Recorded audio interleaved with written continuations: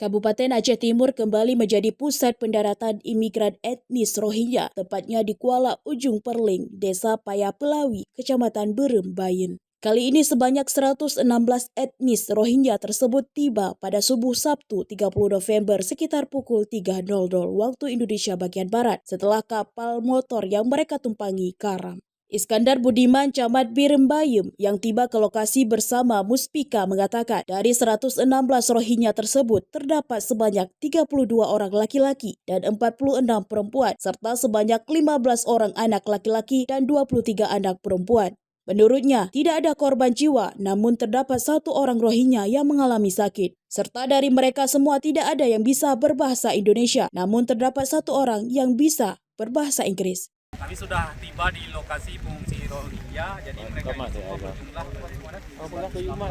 semua berjumlah 116 orang yang terdiri dari laki-laki sejumlah 32 orang, kemudian perempuan 14 orang, kemudian yang anak-anak terdiri dari yang laki-laki sejumlah 15, yang perempuan 24 orang, ya, 24 orang.